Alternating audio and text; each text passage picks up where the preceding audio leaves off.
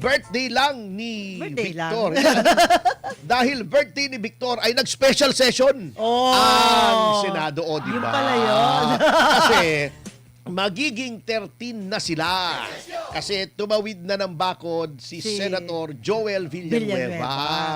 At alam niyo po, baka akala nila ito ay tagumpay ng Senado o ng bloke ni Senator Sherwin Gatchalian.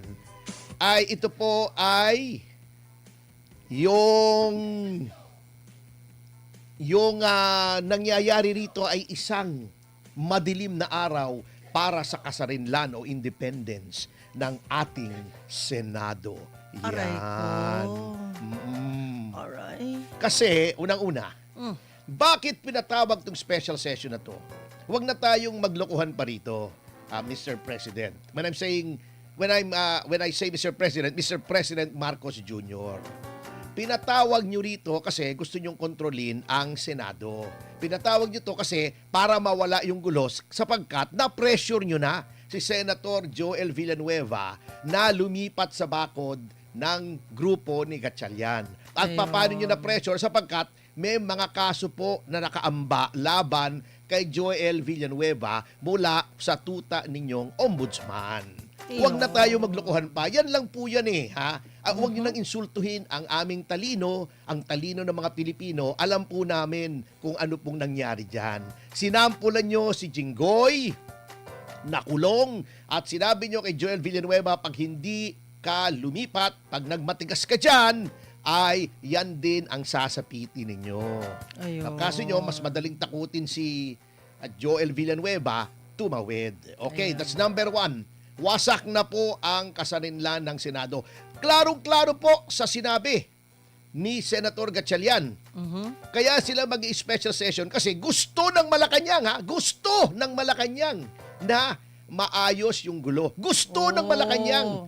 Kailan ba dapat sumunod ang Senado sa kagustuhan ng Malacanang? Hindi ba ang Senado ay bahagi ng lehislatura? Dalawang chambers ang legislature, the upper house, or the chamber of the Senate, and the House of Representatives, o lower house. Lower house, yes. Oo. Although ayaw nilang sabihin lower house kasi para daw sila ay parang inferior, di ba? Parang mas mahina daw sila sa mga senador. So, House of Representatives, okay, sige. May mga mas magagaling din naman na mga tao sa House na mas magagaling sa ilang senador, patas lang naman sila. Pero attorney, ngunit, pagka sinabi mong gagawin natin to kasi gusto ng Pangulo na maayos na yung gulo dyan, sumusunod na kayo sa Pangulo. Sira na po yung independence ng ating Senado. Pinakikita nyo na kayo ay sunod-sunuran sa kagustuhan ng Malacanang. Okay, number 3 puntos. Bakit kailangang tumawag ng special session at kumuha ng isa, mam-pressure ng isang senador para kayo maging 13? That is an explicit admission na yung 12 ay hindi sapat para gawin yung ginawa ninyo. Yan ay pag-amin na ang 12 ay hindi quorum. Yan ay pag-amin na ang 12 ay hindi majority. Hindi po majority ng 24 ang 12, ang majority ng 24 ay 13. Yan ay pag-amin na malabo. Senator Gatchalian, ang iyong pagdepende o pag-rely sa Avellino versus Cuenco. At bakit po hindi talagang matibay? Sapagkat alam nyo, hindi nyo lang sasabihin. Yan ang fault minsan. Hindi ko naman sinasabing ninoloko tayo ni Win Gatchalian. Let's give him the benefit of the doubt. Alam nyo, may history kami niyang si Win. Kaibigan ko po yan. 2 beses lumaban yan. Talagang kinampanya ko yan sapagkat kaibigan ko ang tatay niyan. Pero wala akong hininging kapalit, kahit pera, kahit pabor, ni isang beses. Alam nyo yan, Senator Gatchalian, never akong lumapit sa inyo na humingi ng pabor sa inyo. But lately, Senator Gatchalian has been receiving bomb advice from his legal advisors. Ewan ko kung ang legal advisor niya, yung dating dean ng law school ng One Ball University. Kasi nung nasa Senado po ako at nire-represent ko si Cassandra Leong, alam nyo, sabi ni Senator Gatchalian nung pinayuhan ko, ang aking kliyente na to invoke the right to remain silent and the right against self-incrimination. Alam niyo, sabi ba naman ni Win, I think your lawyer is giving you bad advice.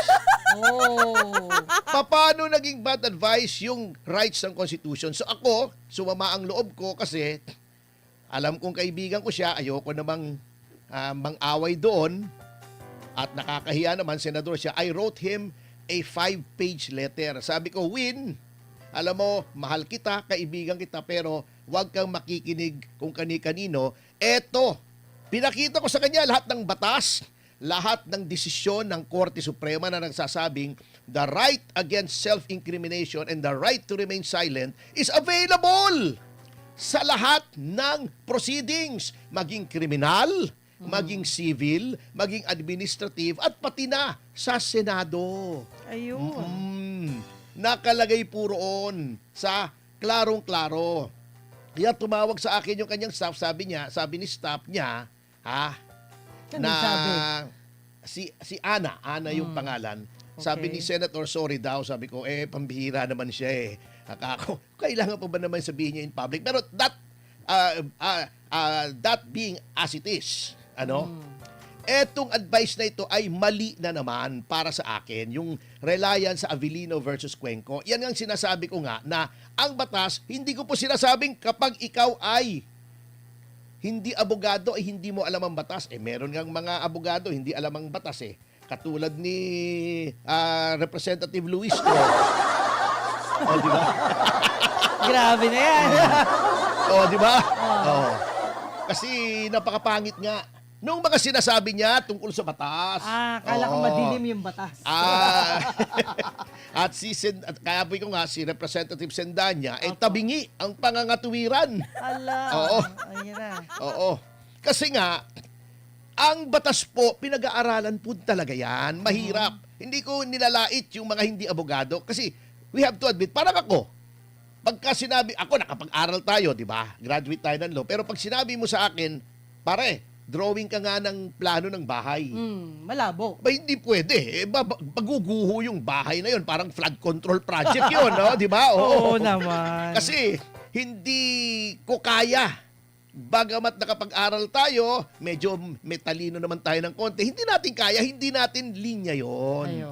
Yung batas, mahirap po yan. Yung Avellino versus Cuenco, very tricky yan. Kasi unang-una, that was decided under the 1935 Constitution na iba yung wordings kung ano yung majority.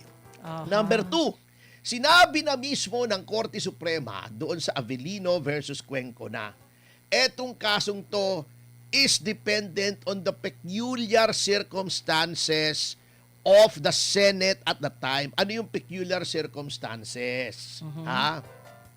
Yung isa ay nasa abroad.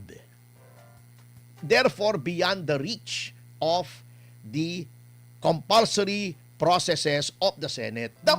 Number 2, yun pong Avellino versus Cuenco, nag-umpisa po yun ay may quorum. And then later on, nawalan ng quorum.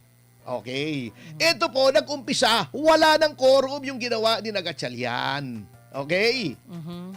Okay, number 3, doon po sa Avellino, tinry muna nilang makakuha ng quorum. How? By trying to arrest yung mga absent members. Kasi may kapangyarihan po ang Senate President na gawin yun. Dito, wala silang ginawang ganon. Marami pong pagkakaiba noon. Eto, walang nasa abroad, walang quorum at the start, hindi katulad ng Avellino, at hindi po tinry na gamitin yung compulsory process para magkaroon ng quorum. Ibang-iba po yung Avellino. Kaya yan po ang dapat pinag-aaralan. Kaya nga po, yung sinasabi nila, eto, nagsampa na ng reklamo or petisyon sa ating Korte Suprema ang grupo ni Alan Peter Cayetano. At ang akin pong opinion dyan ay bilang isang payak na abogado na small time lang naman, ay dapat po desisyonan ng Supreme Court yan. Notwithstanding na maaring maging moot and academic ang issue kasi kung makaka-30 na po sila ngayon. At 30 na sila ngayon. Bakit? Sapagkat napakahalaga po na i-determine Kung yung ginawa nung una, nung Gatchalian Black, na bigla silang nag-sesyon, na 12 lamang sila, bigla nilang dineclare na may quorum at sila ay dineclare nilang vacant ang lahat ng posisyon. Pwera lang daw ang Senate President. Magulo nga po ang kanilang stand eh. Hindi dineclare nilang vacant lahat ng posisyon ng Senado, no? Pero hindi yung nila SP hindi. sabi nila hindi namin kayang mag-elect ng SP kasi 13 kailangan sa SP. Ayon daw sa konstitusyon, nakalimutan nila na sa sarili nilang rules, yung Section 2, Rule 2, Section 1, o Section 2 yata, ay nakalagay doon na sinunod nila yung rule sa konstitusyon sa lahat ng officer. Sinabi nila, not only the Senate President, but all the officers of the Senate, dapat majority of all the members of the Senate. Okay? O kaya, yung pagiging acting president ay questionable yun. Bakit? Okay, sabihin mo ng valid. Assuming without conceding na valid yung sinasabi na vacant ang lahat, ang Senate President ay hindi makadischarge ng kanyang function kasi wala siya ron. Di ba? Anong rule